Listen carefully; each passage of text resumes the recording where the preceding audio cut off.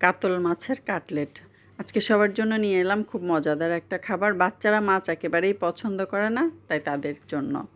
এই তো আলু সেদ্ধ করে নিলাম, একটু হলুদ লবণ দিয়ে আলুটা সিদ্ধ করে তারপর ম্যাশ করে নিলাম। আলুটাকে ভালোভাবে ম্যাশ করতে হবে। সেই সাথে পেঁয়াজ, ধনিয়া পাতা, আদা, রসুন, জিরার ফাঁকি, মরিচের ফাঁকি, লবণ এগুলো সব নিয়ে নিলাম একটা প্লেটের মধ্যে গুছিয়ে। তো ধীরে ধীরে আমি দেখাবো কিভাবে আমি কাটলেটটা বানিয়েছি। এই তো আলু ম্যাশ করে নিলাম, আর মাছও হলুদ লবণ দিয়ে সিদ্ধ করে নিয়েছি। কাতল মাছ খেতে চায় না বাচ্চারা, মাছ রান্না করলে দেখা যায় মাছ থেকে যায়, তাই আজকে এভাবেই বানালাম। তো মাছটা কাটা বেছে নিলাম, আলুতে একটু সয়া সস দিয়ে দিলাম। মাছে যেহেতু একটু আষ্টে গন্ধ থাকে, সেটা যেন না লাগে। তারপরে যে মশলাগুলো নিয়েছিলাম প্রায় সবগুলোই দিয়ে দিলাম। জিরা, মরিচ, ধনিয়া পাতা সবই দিয়ে দিলাম। একটু লবণ মরিচ আপনারা যে যেমন পছন্দ করেন তেমন করেই খাবেন।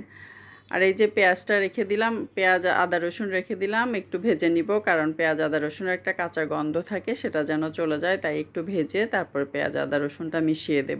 আজকে আমার গরম মশলাটা করা নেই, আমি অনেকগুলো মশলা দিয়ে একটা গরম মশলা করি। আমার পেজে দেয়া আছে সেই মশলাটা কিভাবে করি।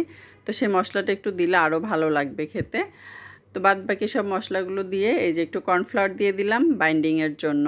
কর্নফ্লাওয়ার দিয়ে ভালোভাবে মেখে নিব, একদম সুন্দরভাবে মেখে তারপর ধীরে ধীরে শেপ দেওয়ার চেষ্টা করব। ভালো করে মেখে নিলাম আলুটা। মেখে নিয়ে এই তো গোল শেপ অথবা কাটলেট শেপ যেভাবে ইচ্ছা সেভাবে করে তৈরি করে ফেলতে পারেন। খেয়ে দেখবেন খুবই মজা। এই তো হয়ে যাচ্ছে ধীরে ধীরে কাটলেট তৈরি। তারপর একটু ডিম ভেঙে নিলাম, ডিমের সাদা অংশটা ভেঙে নিয়ে সাদা অংশটাতে একটু লবণ দিয়ে ডিমটাকে ফেটিয়ে নিলাম।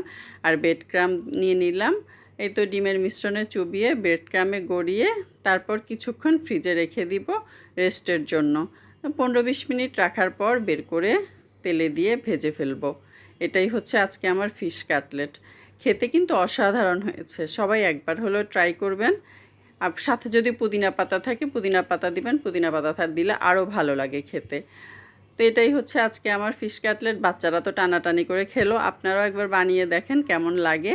আমার এই রেসিপিতে ভালো লাগলে আমি নিজেকে সার্থক মনে করব। আজকে আমার অনেক ভালো লেগেছে, কারণ বাচ্চারা 2টার জায়গায় 4টা করেও টেনে নিয়ে খাচ্ছে। তো মাছ এভাবে খাওয়া হয়ে যাচ্ছে, খুবই ভালো লাগছে। সেই সাথে সবজি, মাছ, আলু সব কিছুই খাওয়া হচ্ছে। আসলে খেতে অসাধারণ হয়েছে, আমার নিজের কাছেও খুবই ভালো লেগেছে। একবার করে অন্তত ট্রাই করে দেখবেন। তা আল্লাহ হাফেজ আজকের মতো।